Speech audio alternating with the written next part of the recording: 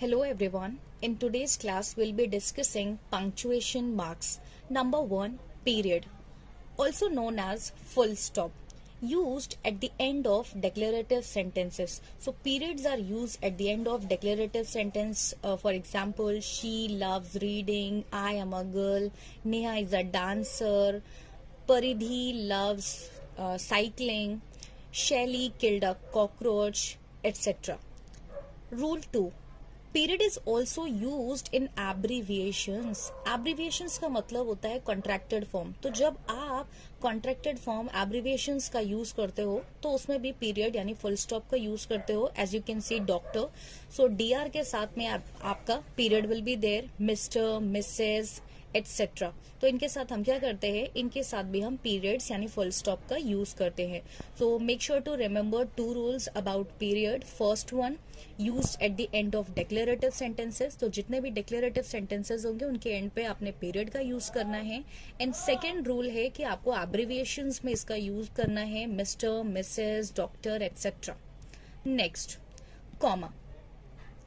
Rule number 1, it is used in separate items in a list. For example, there are many items in a list. तो आप उन items को separate करने के लिए क्या करोगे, आप कॉमा का यूज करोगे. फॉर एग्जाम्पल, अगर आपने 10 चीजें खरीदी हैं एंड ये 10 चीजों के नेम्स के बीच में आपने क्या करना है, कॉमा का यूज करना है. One example is given, I bought Apple, oranges and banana. If you can see, 3 things are mentioned. One is apple, the other one is orange and the third one is bananas. इनको separate करने के लिए हमने comma का use किया है. Apple, then comma, oranges, then comma and bananas. ये जो कॉमास होते हैं ये फ्यू सेकेंड्स के लिए रुकने के लिए और लिस्ट में आइटम्स को सेपरेट करने के लिए यूज किए जाते हैं. Rule next, used before conjunctions in compound sentences. आपको पता है compound sentence is a sentence जिसमें 2 independent clauses होते हैं और coordinative conjunction से जुड़े होते हैं. तो हम क्या करते हैं, उस coordinative conjunction से पहले कॉमा पुट करते हैं. As you can see here in example, I wanted to go, मैं जाना चाहता था. This is one independent clause. But it was too late. So but is your coordinative conjunction.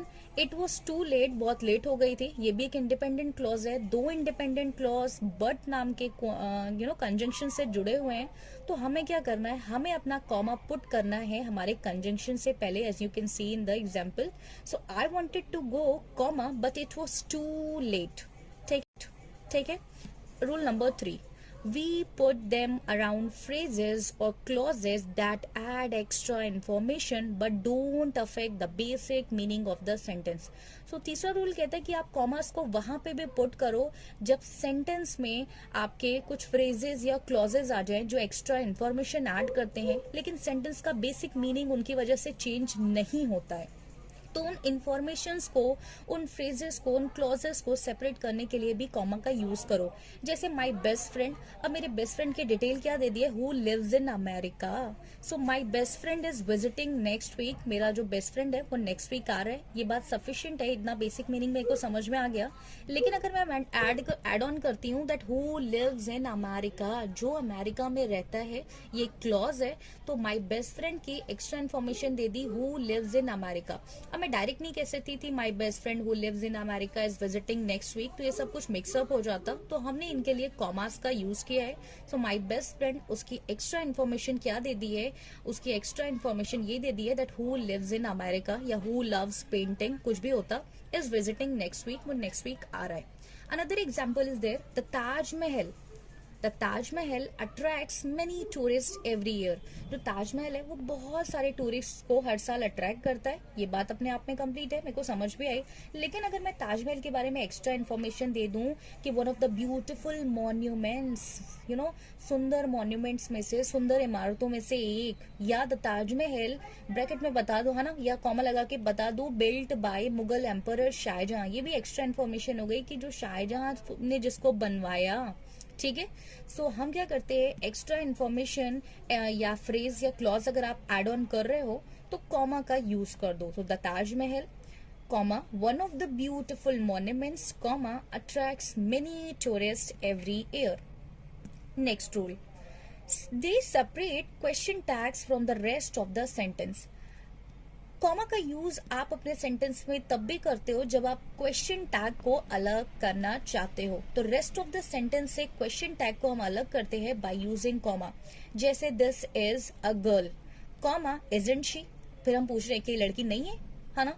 So example देख लेते हैं। The dress is very beautiful, जो dress है बहुत सुंदर है। आगे आप क्या कर रहे हो, क्वेश्चन टैग लगा के कंफर्मेशन ले रहे हो, इजंट इट, नहीं है क्या। सो अगर आप देखो तो क्वेश्चन टैग है इजंट इट और इससे जस्ट पहले मैंने यूज किया है comma. So the dress is very beautiful, comma isn't it, और फिर मैंने अपना क्वेश्चन टैग लगा के क्वेश्चन किया। She is a great dancer, पहले उसको अप्रिशिएट कर रहे हैं कि भैया she is a great dancer. Again आगे कॉमा का यूज करके क्वेश्चन टैग लगा रहे हैं, इजंट शी, क्या नहीं है वो, ठीक है। मतलब we use comma before question tag. Next rule, comma separates introductory words from the rest of the sentence. अगर आपके सेंटेंस में इंट्रोडक्टरी वर्ड्स है, जैसे मान लीजिए येस आ गया, आपसे कोई ऐसा क्वेश्चन किया गया, अब आप उसका येस के बाद रिप्लाई दे रहे हो, yes I am fond of novels, है ना, या no I don't want your help, ऐसा करके आप कह रहे हो। सो ये येस, ये नो या हेलो और फिर आप आगे कंटिन्यू कर रहे हो, ये इंट्रोडक्टरी वर्ड्स कहलाते हैं। सो जो कॉमा होता है that also separates introductory words from the rest of sentence. ये रेस्ट ऑफ द सेंटेंस से इंट्रोडक्टरी वर्ड्स को सेपरेट करता है। You can see example, no I don't have money. For example सामने वाले से आप सामने वाले ने आपसे पूछा that do you have some money, तो आप सामने से रिप्लाई कर रहे हो कि no, then comma I don't have money, है ना, मेरे पास पैसे नहीं है भाई, ठीक है। या आप किसी से कहते हैं हेलो हाउ आर यू, तो हेलो के बाद में there will be comma and then how are you is there, ठीक है। सो ध्यान से समझो कि कॉमा जो है वो इंट्रोडक्टरी पार्ट्स को, इंट्रोडक्टरी वर्ड्स को रेस्ट ऑफ द सेंटेंस से अलग करता है। Next, when there is a series of adjectives before a noun. Okay, consider कर लीजिए कि कोई नाउन है और उसके लिए सीरीज ऑफ एडजेक्टिव है। सीरीज ऑफ एडजेक्टिव्स का मतलब है कि 2-3 एडजेक्टिव्स हैं, सिंगल एडजेक्टिव नहीं है, जैसे ह्यूज बिल्डिंग, नहीं, बिल्डिंग ह्यूज भी है, ब्यूटीफुल भी है, कलरफुल भी है ना, टॉल भी है, उसके लिए 50 एडजेक्टिव्स लग गए, तो इसको हम सीरीज ऑफ एडजेक्टिव्स कहते हैं। तो सीरीज ऑफ एडजेक्टिव्स का मतलब है when many adjectives are there before a noun. तो जब किसी नाउन से पहले सीरीज ऑफ एडजेक्टिव्स हैं, कई सारे जो मॉडिफिकेशन के वर्ड्स हैं, तो उनके बीच में भी हमें क्या करना होता है, कॉमा लगा के उनको सेपरेट करना होता है। Let's see the example, she wore a beautiful then elegant red dress to the party. अब ये जो आपकी ड्रेस है, ठीक है, ये जो आपकी ड्रेस है, दिस इज योर नाउन।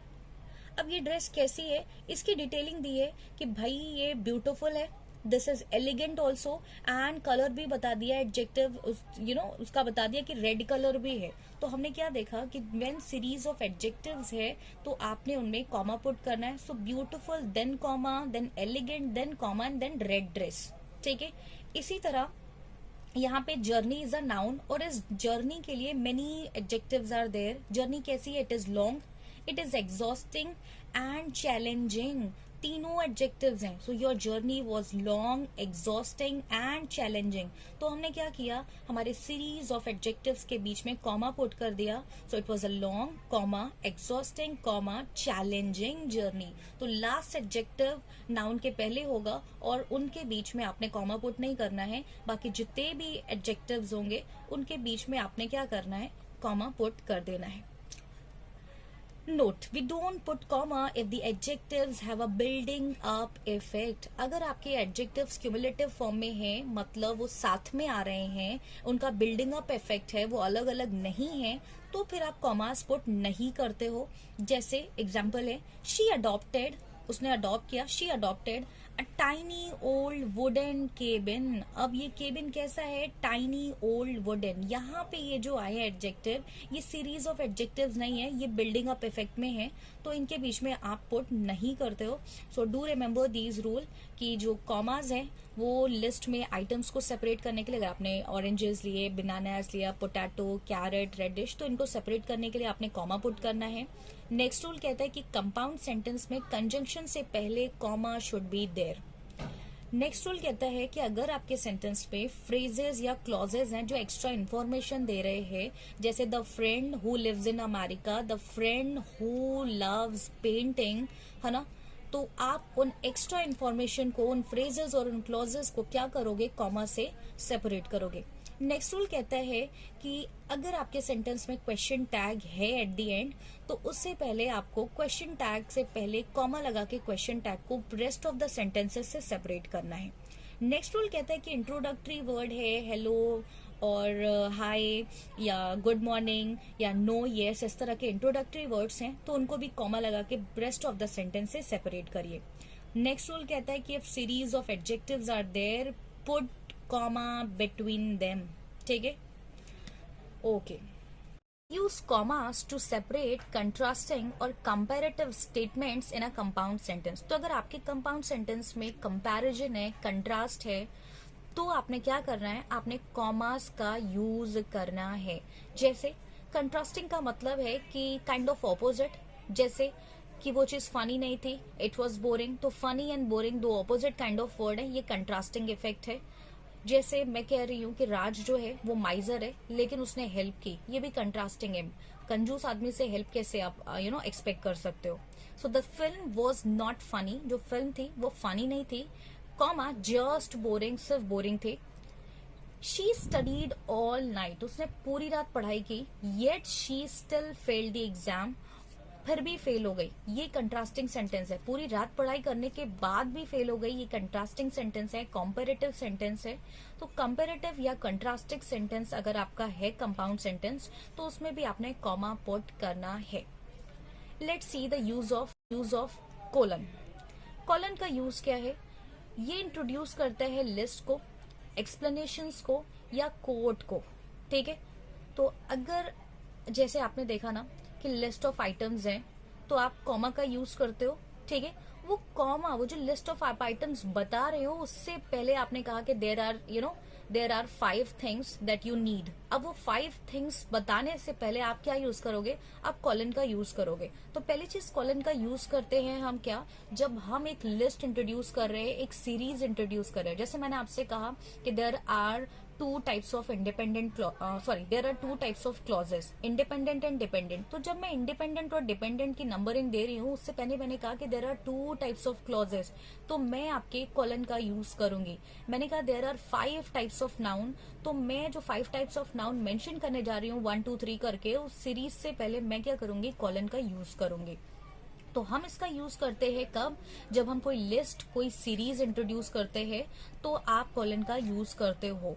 जैसे here example you can see there are 3 choices, आपसे बोल रहे हैं कि आपके पास 3 चॉइसेस है, रेड, ब्लू और ग्रीन। तो ये रेड, ब्लू और ग्रीन तो मैंने कॉमा के साथ बताया, लेकिन जो 3 चॉइसेस दिए उसके बाद मैंने कॉलन का यूज किया है। Next there are 2 types of clauses, अब वो 2 टाइप जो मैं 1 और 2 बताऊंगी उससे पहले मैंने कॉलन का यूज कर दिया। Next rule, used before a long और फॉर्मल कोटेशन। हम जब एक लॉन्ग फॉर्मल कोटेशन लिखते हैं, एक लंबी चौड़ी बात करते हैं, तो हम उसको किस में करते हैं, उससे पहले हम कॉलन का यूज कर देते हैं। जैसे अमित सेड, उसके बाद मैंने कॉलन यूज कर लिया। अब अमित ने जो जो चीजें बताई है अबाउट ऑनेस्टी, या अमित ने जो जो चीजें बताई है about exercising on daily basis, अब वो सारी बात मैं लिखूंगी, लेकिन उससे पहले मैंने क्या लगा दिया, उससे पहले मैंने लगा दिया अपना कॉलन।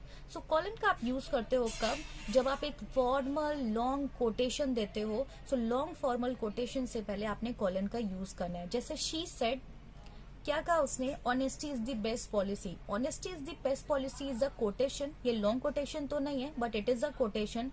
उससे पहले शी सेड के बाद मैंने कॉलन का यूज किया। ऐसे ही the professor began his lecture with a famous quote from Albert Einstein. अब जो प्रोफेसर है उन्होंने अपना लेक्चर स्टार्ट किया एक फेमस कोट से जो कि एल्बर्ट आइंस्टाइन का है। अब उनका जो कोट है उससे पहले मैं क्या करूंगी, मैं कॉलन का यूज करूंगी और फिर वो जितने भी लाइंस का 4 5 6 जितना भी लॉन्ग फॉर्मल कोट है वो टाइप करूंगी। ठीक है, so make sure to remember कि कॉलन का यूज आप तब करते हो जब आप एक सीरीज ऑफ लिस्ट देने वाले होते हो तब, या आप एक फॉर्मल कोटेशन लिखने से पहले कॉलन का यूज करते हो। नेक्स्ट करते हैं, it connects closely related inter dependent clauses without a conjunction. तो जब आप क्या करते हो, आप क्लोजली रिलेटेड इंटरडिपेंडेंट क्लॉजेस देते हो और उसमें कंजंक्शन इस्तेमाल नहीं करते हो, तो आप जो है सेमी कॉलन का यूज करो। मतलब आप ऐसे याद रखो कि while writing a compound sentence, while writing a compound sentence we can place semicolon at the place of conjunction। आप कंपाउंड सेंटेंसेस में कंजंक्शन के प्लेस पे कॉलन लगा सकते हो। ठीक है, तो आप क्या करोगे, आप एक कंपाउंड सेंटेंस दोगे, उसमें कंजंक्शन की जगह चुपचाप से एक सेमी कॉलन लगा दोगे, तो कंजंक्शन की नीड पूरी हो जाएगी। मतलब सेमी कॉलन्स जो है वो रिप्लेस करते हैं कंजंक्शन को in a compound sentence.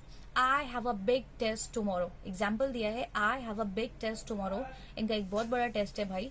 I can't go out tonight, मैं आज रात बाहर नहीं जा सकता। I can't go out tonight is one independent clause. I have a big test tomorrow, में एक बड़ा एग्जाम है, बड़ा टेस्ट है कल, तो वो एक इंडिपेंडेंट क्लॉज है। मैंने यहाँ पे कोई कोऑर्डिनेटिव कंजंक्शन नहीं डाला, जबकि हमें पता है कंपाउंड सेंटेंस में कोऑर्डिनेटिव कंजंक्शंस होते हैं। मैंने यहाँ पे सेमी कॉलन का यूज किया है, तो कंजंक्शन के प्लेस पे सेमी कॉलन का यूज कर सकते हो। Next, his speech was inspiring, उसकी स्पीच इंस्पायरिंग थी, this is one independent clause. The audience gave him a standing ovation, audience ने उसको स्टैंडिंग ओवेशन दिया। मैंने यहाँ पे क्या कर दिया, मैंने कंजंक्शन की जगह सेमी कॉलन यूज किया, तो याद रखिएगा कंजंक्शन के प्लेस पे आप सेमी कॉलन्स का यूज करते हो। Next is question mark, use eight the end of direct question. आपको पता है जब भी हम कोई डायरेक्ट क्वेश्चन बोलते हैं, जैसे how are you, where were you, है ना, व्हेन आर यू लीविंग, तो आप एंड पे क्वेश्चन मार्क का यूज करते हो। तो क्वेश्चन मार्क का इस्तेमाल करते हैं हम जब डायरेक्ट क्वेश्चन करते हैं, जैसे where are you going, when did you come, है ना, व्हेन आर यू लीविंग, तो उसके एंड पे आपने क्वेश्चन मार्क का यूज करना है। Next is exclamation mark, exclamation mark का आप यूज करते हो to express your strong emotions और कमांड। तो जब भी आप स्ट्रॉन्ग इमोशंस आपके कमांड सेंटेंस में एक्सप्रेस करते हो, तो आपको एंड में एक्सक्लेमेशन मार्क यूज करना है। जैसे मैं अभी कभी कभी बहुत चिढ़ जाती हूँ, तो मेरा बस मन करता है कि गेट लॉस्ट बोलूं, तो गेट लॉस्ट के एंड पे आपको क्या बोलना है, आपको एक्सक्लेमेशन मार्क पुट करना है वाइल राइटिंग। बोलते टाइम तो कुछ नहीं करना होता है, but while writing you have to use this punctuation mark. Don't touch that, है ना, अगर आप, ये मोस्टली आपके सिबलिंग्स के साथ होता है, when ever your sibling touches your personal stuff, तो जो मुंह से एक चीज निकलती है वो यही होती है दैट डोंट टच दैट, है ना। तो ये चूंकि आपका एक स्ट्रॉन्ग इमोशन है, वो अलग बात है आप इस टाइम पे खूंखार हुए पड़े हो, तो ये चूंकि स्ट्रॉन्ग इमोशन है, तो एट द एंड हमने क्या पुट करना है, हमको एक्सक्लेमेशन मार्क पुट करना है। वाओ दैट वाज अमेजिंग, है ना, या हुर्रे, या स्टॉप राइट देयर, ये सारे एक्सक्लेमेशन मार्क वाले हैं, क्योंकि आप अपने या तो कमांड दे रहे हो, जैसे stop right there, it is a command, तो लास्ट में आपने एक्सक्लेमेशन मार्क पुट करनी है। वाओ, हुर्रे, ये है ना, ये सारे आपके क्या है, इमोशंस एक्सप्रेस कर रहे हैं, तो भी लास्ट में आपने एक्सक्लेमेशन मार्क ही पुट करनी है। Next is quotation mark. Quotation mark मतलब डबल इन्वर्टेड कॉमा, और अभी रिसेंटली आपने डायरेक्ट इनडायरेक्ट स्पीच पढ़ी होगी, और अगर नहीं भी पढ़ी है तो डायरेक्ट इनडायरेक्ट के आपने क्वेश्चंस किए हैं, और आपको अच्छे से पता है कि डायरेक्ट इनडायरेक्ट स्पीच में हमें डबल इन्वर्टेड कॉमा यानी कोटेशन मार्क दिखती है। इसका आप यूज कहाँ पे करते हो, जब आप स्पीकर की बात एज इट इज, ठीक है, जब आप स्पीकर की बात एग्जैक्टली सेम वे में रखते हो, बिना मॉडिफिकेशन के, बिना कोई चेंज किए, तो आपने कोटेशन मार्क का यूज करना होता है। सो इनक्लूज डायरेक्ट स्पीच और कोटेशन, किसी की कही हुई बातों को, उसके कोटेशंस को या उसके डायरेक्ट स्पीच को जब आप एज इट इज एक्सप्रेस करते हो, तो आप डबल इन्वर्टेड कॉमा यानी कोटेशन मार्क यूज करते हो। जैसे she said I love reading book, उसने कहा कि उसको बुक रीड्स करना, नॉवेल रीड करना बहुत पसंद है, ठीक है। Nivedita said I love playing cricket, Nivedita को क्रिकेट पसंद है। ये बात अगर मैं किसी और को बोलती हूँ द सेम वे जैसे निवेदिता ने बोली है, तो मैं कोटेशन मार्क का यूज करूंगी वाइल राइटिंग। बोलते टाइम तो ऐसा कुछ नहीं करते।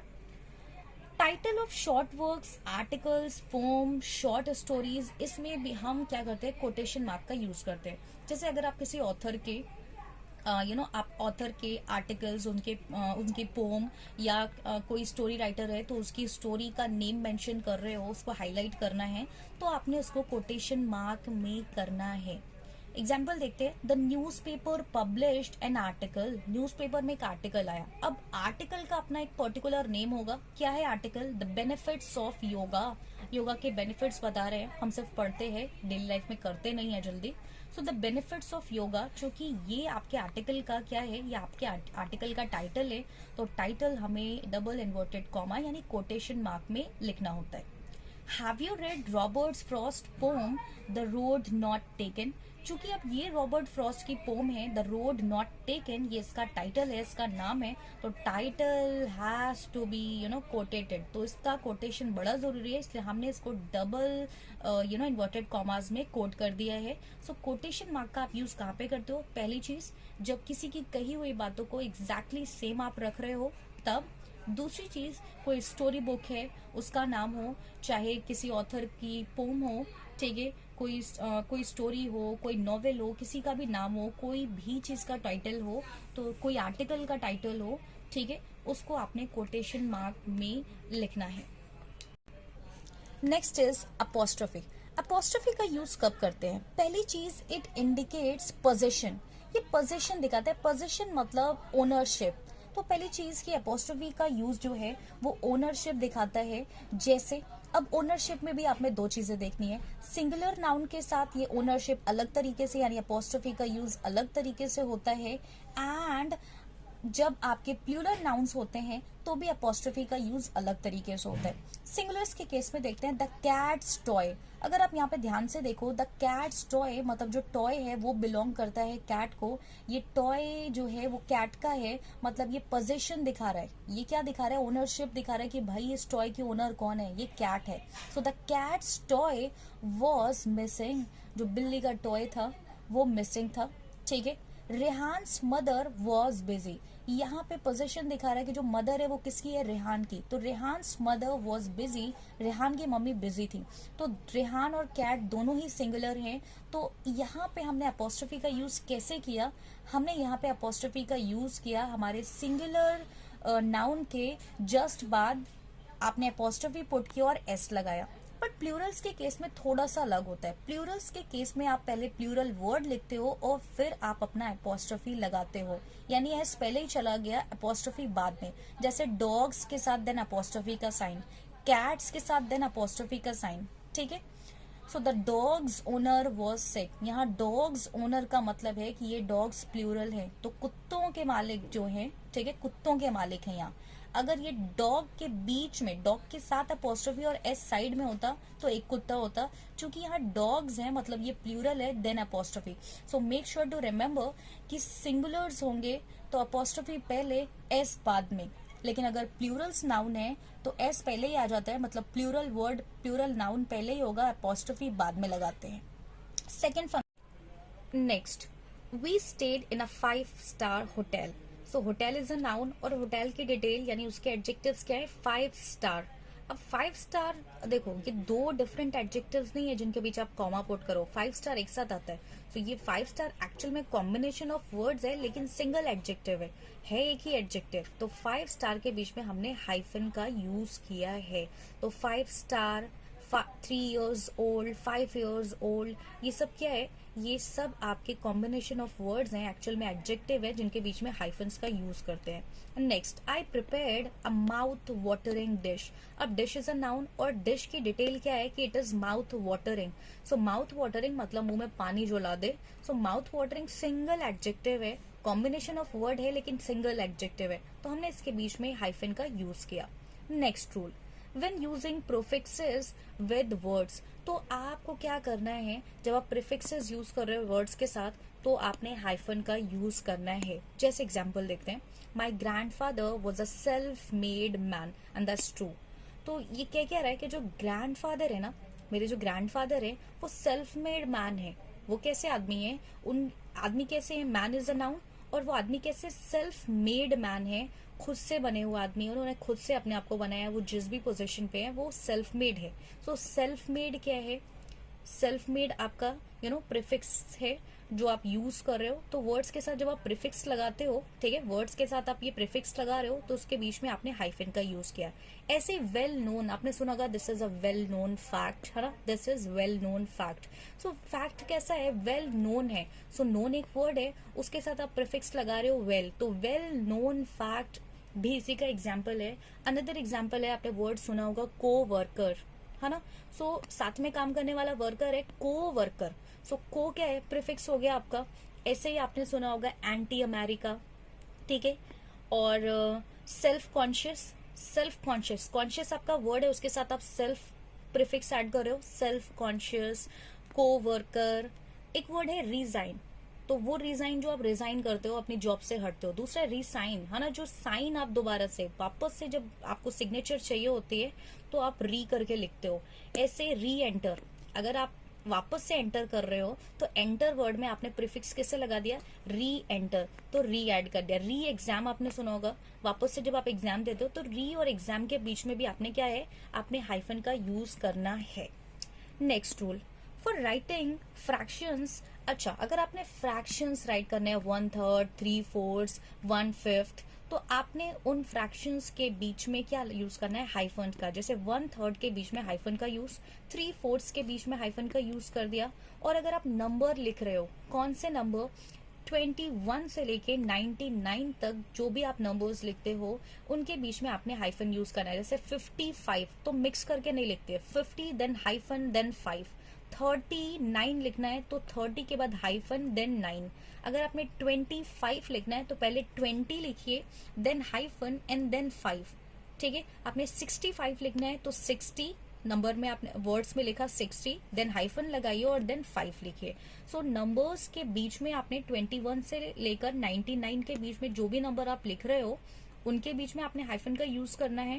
एंड फ्रैक्शंस अगर आप लिख रहे हो 16, 17, 3, 4, 2, 5, 2/5 कुछ भी, तो आपने हाइफन का यूज करना है। लास्ट रूल हाइफन के लिए, कंपाउंड वर्ड्स के साथ आप हाइफन का यूज करते हो। कंपाउंड वर्ड्स क्या होते हैं, कई सारे वर्ड्स मिलके एक कंपाउंड वर्ड्स बनाते हैं। जैसे ओल्ड फैशन्ड, दो वर्ड है, अगर आप देखो एक वर्ड ओल्ड है और दूसरा फैशन्ड। ओल्ड फैशन जो चीजें पुरानी हो गई है ना, ओल्ड फैशन, तो इसमें आपने क्या किया, ओल्ड फैशन एक साथ नहीं लिखते हैं, इनके बीच में हम हाइफन लगा के इसको कंपाउंड बनाते हैं। ऐसे टी शर्ट आपने देखा होगा, टी शर्ट एक साथ नहीं लिखते, टी के बाद hyphen and then shirt. Good looking, ठीक है, गुड लुकिंग, तो गुड लुकिंग में भी आपने हाइफन पुट करना है, ठीक है। टाई ब्रेकर आपने सुना होगा, टाई ब्रेकर था ये, तो टाई ब्रेकर में भी आपने क्या करना है, हाइफन पुट करना है। एक्सरेज, हम बहुत एक्सरेज करवाते हैं, है ना, ये जो एक्सरे है, चाहे रे हो या एक्सरे अगर आप करवा रहे हो तो एक्स रे के बीच में भी हाइफन आता है। Mother in law, father in law, sister in laws, इनके बीच में भी, ये भी कंपाउंड वर्ड्स हैं और इनमें भी हाइफन लगाते हैं। तो आप डायरेक्टली मदर इन लॉ एक साथ नहीं लिखते हो। ऑलवेज रिमेंबर कि ये कंपाउंड वर्ड्स हैं और इन वर्ड्स के बीच में हाइफन का यूज। लास्ट पंक्चुएशन मार्क्स जो आज के लिए है दैट इज डैश। चलिए देखते हैं डैश का यूज। मैंने आपको बता दिया कि डैश जो होते हैं they are comparatively longer than hyphen, तो हाइफन छोटे और डैश बड़े होते हैं। आप मेरी नोटबुक में भी देख सकते हो। इंडिकेट्स अ ब्रेक और इंटरप्शन, ये ब्रेक या इंटरप्शन दिखाते हैं। जैसे I was going to call you, मैं आपको कॉल करने वाला था, एंड देन इंटरप्शन के लिए हमने क्या लगा दिया, डैश लगा दिया। बट देन आई फॉरगॉट, और फिर क्या है, लेकिन मैं भूल गया। I was about to call you, मैं आपको कॉल करने वाला था लेकिन फिर भूल गया, तो इंटरप्शन के लिए, ब्रेकिंग के लिए मैंने हाइफन का यूज किया, ठीक है। सेकेंड रूल कहता है कि अगर आपको आपके सेंटेंस में एम्फेसिस डालना है या कॉमास को रिप्लेस करना है तो भी आप डैश का यूज करते हो। जैसे शी फाइनली अराइव्ड, आखिरकार वो आई गई, लेकिन आप एम्फेसिस डाल रहे हो कि 2 घंटे के बाद आई है। आप यहाँ हाईलाइट करना चाहते हो कि 2 घंटे बाद आई तो, लेकिन 2 आवर्स लेटर। तो यहाँ पे आपने क्या किया, आपने डैश का यूज करना है। She finally arrived then dash 2 hours later. Use for a sudden change in thought और इन टॉपिक, अगर बात करते हुए आप टॉपिक चेंज कर रहे हो, ठीक है, अचानक से बात करते करते आपने टॉपिक चेंज कर दिया या आपका थॉट चेंज हो गया, तो भी आप डैश का यूज करते हो। एग्जाम्पल देखते हैं, आई थॉट वी वर